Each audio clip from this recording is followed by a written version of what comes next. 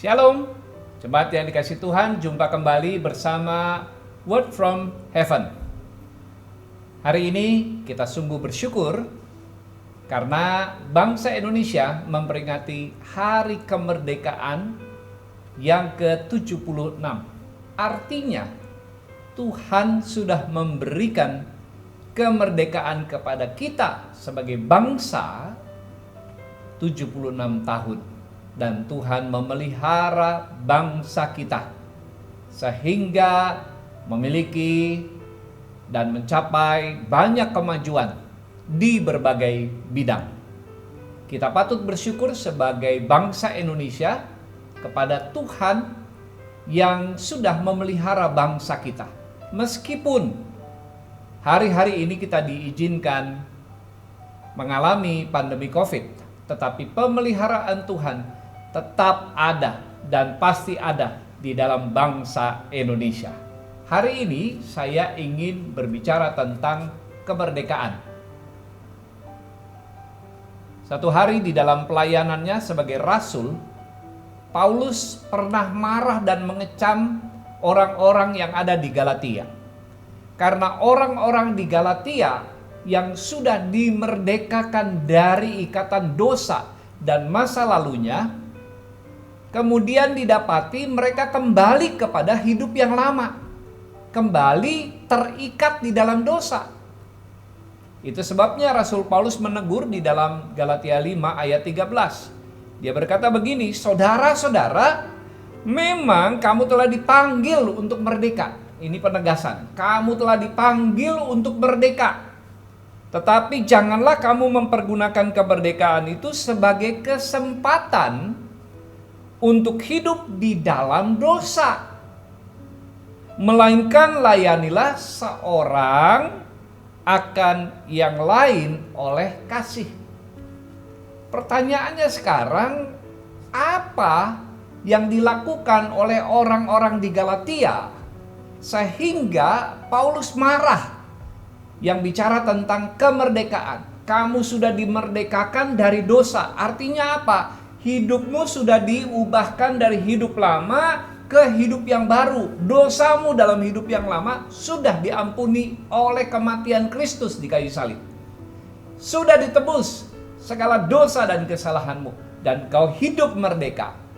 Tapi yang jadi masalah, mereka kembali hidup di dalam kebiasaan-kebiasaan yang lama yang mengikuti keinginan daging. Bagaimana caranya supaya mereka bisa keluar dari kebiasaan lama? Sudah selamat, tapi perilakunya masih perilaku orang-orang yang belum selamat. Ini yang ditegur oleh Rasul Paulus. Sehingga muncul ayat 16 yang berkata begini, maksudku ialah hiduplah oleh roh, maka kamu tidak akan menuruti keinginan daging. Nah, ini rahasia yang Paulus sampaikan kepada jemaat di Galatia. Supaya engkau bisa bebas dari ikatan daging, dari hidup yang lama di dalam kedagingan, maka engkau harus hidup di dalam roh, hidup di dalam pimpinan Roh Kudus. Roh Kudus sudah ada di dalam hati kita sejak kita bertobat dan lahir baru. Roh Kudus bertugas memberi bimbingan, nasihat, peneguhan, penghiburan, dan berbagai macam fungsi Roh Kudus di dalam diri kita. Karena Tuhan tahu kalau kita berjalan sendirian maka kita akan mudah jatuh. Itu sebabnya Roh Kudus ada di dalam hidup orang-orang yang sudah dimerdekakan oleh Kristus. Ingat, saudara dan saya sudah dimerdekakan oleh Kristus dan Roh Kudus ada di dalam diri kita, menuntun hidup kita hari lepas hari. Ada sepasang suami istri masih berumur muda, belum mendapat keturunan dari Tuhan, dan mereka menikah karena saling mencintai satu dengan yang lain. Dengan berjalannya waktu, mereka masing-masing bekerja karena memang mereka belum memiliki momongan yang harus diurus. Karena kesibukan kerja masing-masing, akibatnya mereka kurang berkomunikasi.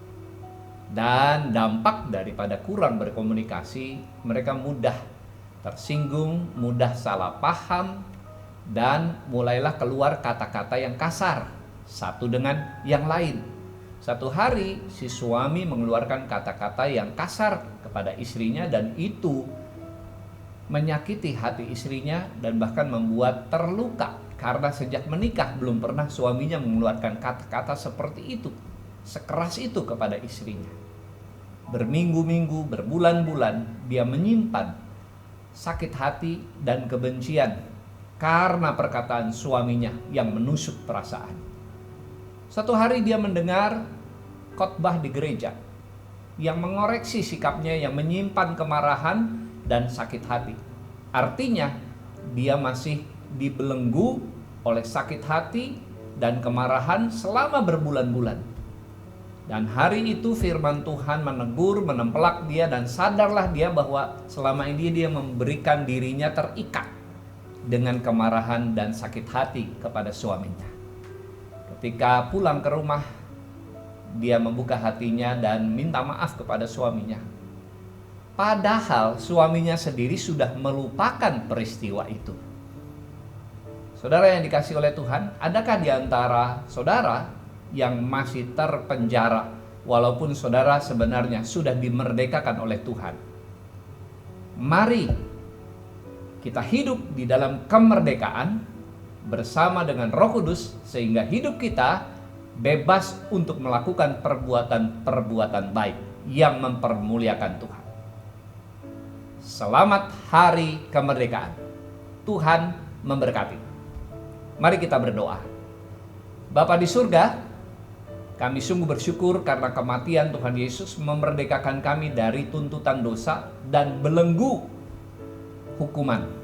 Itu sebabnya kami bersyukur, bersuka cita, dan kami menyerahkan segenap hidup kami untuk dipimpin oleh Roh Kudus, sehingga kami tidak terjebak di dalam kehidupan yang dikuasai kedagingan.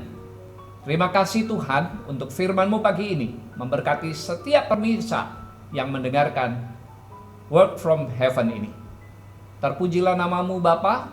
Kami berdoa bagi bangsa Indonesia, bebaskan bangsa kami juga dari belenggu COVID, sehingga bangsa kami sungguh-sungguh bersuka cita di dalam Tuhan.